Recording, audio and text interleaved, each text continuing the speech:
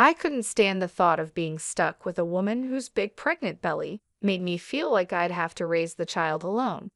The sight of her at 9 months pregnant filled me with disgust. A cruel smile spread across his face as he looked forward to this day. Knowing this would happen, I quickly went to my room and came back with some papers. I handed the divorce papers to Brian. He looked shocked and said, "What the hell? What's this all of a sudden?" I replied, "This was your idea. Now sign it quickly. I'll submit it tomorrow." His face turned red with anger as my words hit him hard. "Watch closely," I said. "I'll make you regret how you've treated me." My name is Linda. I'm a 27-year-old housewife. Until 3 years ago, I worked at a mobile company where I met Brian, my boss. I was 25 then, and it didn't take long for us to fall in love and get married. Brian, who is 4 years older than me, was very dependable, especially when he taught me my job. As a newcomer who didn't know much, I was very grateful for his help. We became friends and often went out for dinner. When he asked me out, I was overjoyed because I had never dated anyone before. It's a bit embarrassing, but I was more interested in cartoon characters than real men. However, seeing my friends get married one by one, I felt pressured. When I fell in love with Brian, I secretly promised myself that he would be my first and last love. When I started dating Brian and we got married a year later, I was thrilled. Brian was handsome and popular with our female coworkers. I was proud to be his wife, and many congratulated us, saying things like, "Congratulations," or "I'm jealous but wish you happiness." I was overjoyed and couldn't imagine what lay ahead for us. The day after we registered our marriage, Brian dropped a bombshell. "You're married to me now, so you'll quit your job, right?" "I told them yesterday," he said. I was shocked because he had never mentioned this before. "But this is so sudden," I replied. "I had taken my job based on my father's recommendation, and leaving without notice wouldn't be right." I wanted to explain this, but Brian's eyes silently pressured me, warning me not to argue. "I should have told you, but it's done. Starting tomorrow, you don't need to go to work.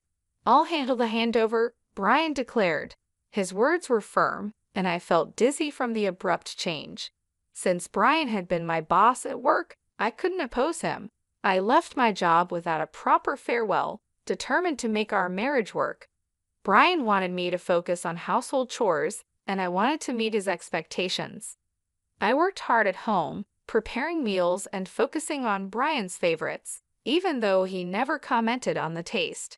I longed for a word of appreciation, especially after quitting my job and losing the recognition I used to get. One day, I asked, "Is my jacket clean? I have an important meeting tomorrow." Brian replied, "Yes, of course," showing a domineering side with old-fashioned views. I reminded myself how fortunate I was to have married him and tried to meet his expectations. With no personal income, I relied on Brian completely. Our relationship often felt more like that of an employer and housemaid than husband and wife, but our life was generally smooth. However, one day I fell ill and couldn't get out of bed. Feeling lethargic, I thought I would catch up on housework the next day. Brian entered the bedroom angrily and asked, "What are you doing? Get up and make some food," and he kicked the blanket off me. "I'm sorry, I'm feeling unwell," I said. "Can you manage something for yourself today?" I hoped he would understand, but instead, Brian frowned and said, "You don't work, yet you're lying down just because you feel a bit sick? Pathetic." In disbelief, I got out of bed. It was unimaginable that he would demand housework from his sick wife. I had never thought he would be like this before we married. Maybe it was my fault for not seeing it, but it was too much. I found myself doing chores with tears streaming down my face. Several days passed, and my health didn't improve. Then I realized I had missed my period. Panicking, I rushed to the drugstore and bought a pregnancy test. It was positive. Overjoyed, I cried tears of happiness and decided to share the news with Brian when he got home. The day he returned home after midnight was the day I chose to tell him. However, when he entered, The smell of alcohol made me nauseous. His face was flushed, and he staggered as he walked. It was surprising how much he had drunk, especially without telling me. Even though I had prepared dinner, I wanted to share the pregnancy news quickly. I haven't been to the doctor yet, so it's not confirmed, I began, eager to share our happiness. But Brian's face darkened. A child? What have you done? He said in a tone unlike anything I'd heard before. I don't want a child. Damn, this is the worst. If you're going to have it, raise it yourself. His harsh words shocked me. He rudely stripped off his clothes and headed to the bathroom. It was unbelievable. I couldn't understand why he would make such irresponsible comments about our baby instead of being happy. The joy I had felt moments ago was replaced with deep sorrow. Why would he say such things? He had never mentioned not wanting children before. We hadn't even been using contraception, so I naturally thought we both wanted kids. As I ironed Brian's jacket and was about to take his shirt to the washroom, I felt a deep sadness. I noticed something else. What's this? A piece of paper had fallen out of Brian's dress shirt pocket. It was a receipt. At first, I thought it was from his gathering tonight and almost threw it away. But then I saw the name of the place. Is this a motel? My hand trembled as I realized it was indeed a motel receipt. The shock of this discovery hit me hard. Why would Brian do this? Isn't marriage supposed to be between two people who love each other? We've only been married for just over a year. How could this happen? I had been lost in imaginary romances for years, never really being in a real relationship. I couldn't immediately accept this harsh reality. However, the idea of Brian cheating began to make sense. Had he been using me from the start of our marriage? Was he genuinely in love with someone else while I was just a convenient servant? These doubts swirled in my mind. Was that why he reacted so harshly when he learned of my pregnancy? As I grappled with these thoughts, I felt sick and convinced that something was wrong. Maybe the reason he made me leave my job was that his mistress worked there. Everything started to make sense, as if he married me for stability and not love. The line between reality and my imagination blurred, but there was no denying the heartless words he had thrown at me after learning about my pregnancy. That day, I decided to gather evidence of Brian's infidelity. From then on, his cold behavior towards me was undeniable. It was as if he couldn't forgive me for becoming pregnant. Despite knowing that I was suffering from morning sickness, he would deliberately eat smelly foods near me and nitpick my housework, forcing me to redo tasks. My pregnant body had to endure a lot, and my heart was heavy. Despite this, I continued to investigate his affair. Brian never parted with his cell phone, even taking it to the bathroom, making it impossible for me to sneak a peek. When I secretly entered Brian's room, it was neat and tidy with nothing incriminating in sight. He was meticulous at work, and his desk was always in perfect order. I realized it would be challenging to catch him off guard directly. I frequently checked Brian's pockets for possible evidence, like receipts, but my investigation was proving difficult. The thought of hiring a detective crossed my mind, but I didn't have the money for it. I was deep in thought about my situation when I got an unexpected phone call from my father. He rarely called, so I was surprised. "Hello, it's me, your dad. How are you?" he asked. Considering his busy schedule, I was curious. "Dad, what's going on? Aren't you busy with work?" "My employees have been doing well, so I'm not that busy," he explained. My father, the CEO of a company in England, had always been a workaholic. I didn't have many childhood memories of playing with him, but I respected his dedication to his job. His unexpected call left me curious about the purpose. "So, what's happening?" I asked, waiting for his response. He then revealed a shocking truth. "Is that really true?" I asked in disbelief. "Yes, he's not the type to lie. I want you to believe me," my father reassured me. Initially in shock and unable to respond, as the pieces of the puzzle fell into place, I felt a sense of relief.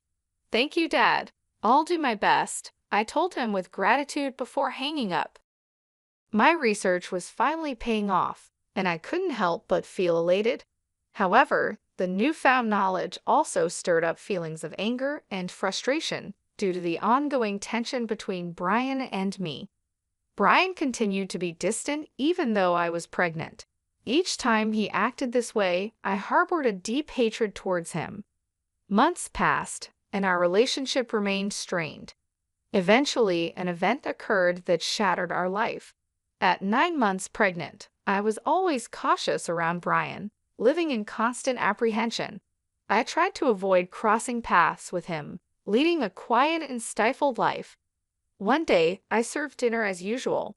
When Brian returned home, we sat at the dining table. As I quietly ate, Brian suddenly slammed his fork down. "What is this? It's tasteless," he exclaimed, throwing the food I had prepared onto the floor. Baffled by his outburst, I tried to comprehend the situation. The anger at having the meal I had cooked discarded before me began to well up inside. "I've been contemplating this for some time, but recently you've been complaining about the taste of the meals I prepare," Brian criticized. While it was true that since becoming pregnant, I had been using less seasoning to make healthier meals, this was only a temporary measure until the baby's birth. If he found the food bland, he could have simply added some salt himself. Why did he have to throw the meal on the floor? I was about to complain when Brian sneered and said hurtful words. "I don't want a woman with a belly like a monster. You'll have to raise the kid by yourself." His eyes were filled with malice, and a cruel smile spread across his face. I had always feared this day might come, even though I hoped for a different outcome. Quickly, I went to my room, grabbed a document, and returned to Brian. "Here are the divorce papers," I said, thrusting the documents in front of him. Brian's face twisted in shock as he stammered, "What the hell? What's this all of a sudden? It was your idea. Now sign it quickly." "I'll submit it tomorrow," I responded. I had been thinking about divorce since I started suspecting Brian's infidelity. But with a baby on the way, I wasn't sure if I could support myself. Now, I had a different plan in mind. My resolve seemed to provoke Brian. His face turned red with anger. "Just watch. I will make you regret every moment you looked down on me and controlled me. Do you think you can survive without me? You have a baby to care for, and you'll regret it," he said. I stayed determined and unshaken. "I'll be fine. Don't worry about me," I assured him. Irritated by my determination, he snatched the divorce papers and began to fill them out. "Here you go. If this is what you wanted, it's yours," he said. "Thank you," I responded. Brian probably didn't think I would actually submit the divorce papers, but the next day, I promptly did and left the house. I knew he would be surprised when he returned from work to find out. I moved to my parents' home because my father had returned to the United States from England and suggested I stay with them. It was the right decision at the time as I was fed up with my life with Brian. I was deeply thankful to my father. I received 5 calls from Brian on the day I left, but I ignored all of them. Eventually, he stopped calling. It became clear that I meant very little to Brian. He was probably content with his mistress and might even remarry soon. I decided to move on from Brian. 5 months passed, and I had a baby who was born safely. I was now living happily with my parents and the baby. While I was enjoying this peaceful life, Brian called again. I ignored his calls at first, but after several persistent attempts, I finally answered. "Hello, what do you want now?" I asked, tired of his tone. "Hey, what's going on? Why were you on that show, and since when were you the daughter of a CEO with millions of dollars?" Brian's voice was full of surprise and anger. Brian had seen a TV show that aired after I returned to my family home. I had received a request from a TV station because of my father's role as the CEO of a global tech company. The show featured our family's lavish lifestyle. During the interview, they mentioned our family's wealth, estimating it to be around $20 million. I never thought Brian would see that show, but TV has a way of reaching people. "Oh, by the way, I didn't tell you that I have assets worth $38 million from an inheritance," That's why I was able to divorce you, I said. My father had informed me about the inheritance, which gave me the confidence to live comfortably even after divorcing Brian. Brian was furious. What? That sturdy? Why didn't you tell me about this before? Half of it is mine, right? Give me the money now. I calmly responded, just as I thought. After seeing the show, all you care about is getting money from me. Gifts from parents are not included in the property split. And are you forgetting your own wrongdoings? Brian was puzzled and asked, What are you talking about? I'm tired of your anger, Brian. You called me yourself. You can't blame me for what you did. You cheated, didn't you? With your new wife, who is a junior from your company. You started dating her even before our marriage. Brian was clearly shocked by the information I had. I finally had the upper hand. Did you think I wouldn't find out? My father has many contacts in your company, and one of them told me about your affair. I've never mentioned it, but I'll be demanding child support, I declared. Brian, still in denial, protested, Stop kidding. Why should I? I pay child support because of you? You got pregnant on your own and slacked off with household chores. It's all your fault. Brian blamed me without apologizing for his own mistakes. I couldn't believe I was ever married to someone so lacking in common sense. Leaving him was definitely the right decision. Brian, I'm broke. My wife spent all the money I earned, and now I'm drowned in debt, he said pitifully. His plea fell on deaf ears. I went from anger to sheer disbelief. I never wanted to deal with such an unreasonable person again. What are you talking about? Do you even realize how ridiculous you sound? I never want to deal with you again. I'll have my lawyer handle the matter of child support. Never call me again, and you will not see the child anymore. Goodbye. I quickly hung up the phone and blocked his number. I took a deep breath, feeling relieved. It's over now, right? No more calls from Brian, I thought. Just then, I heard my baby crying from the other room and rushed to soothe him. It turned out Brian started paying child support every month. According to a former colleague, Brian said his new wife was a big spender, and he had to cover their expenses with debts. Because of this, Brian had tried to get a share of my inheritance by calling me. However, he didn't get a penny from me and now had expenses greater than his income. He was struggling, either because things were going badly or he couldn't stand being looked down upon by his colleagues. He even started job hunting only after leaving his current company, forcing him into a life of poverty. Hearing this from a colleague didn't move me at all.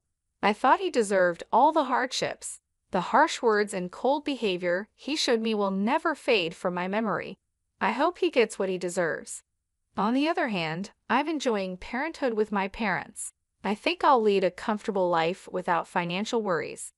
Since my father mentioned passing on the company to me, I'm all geared up to work. After all, I am my hardworking father's daughter.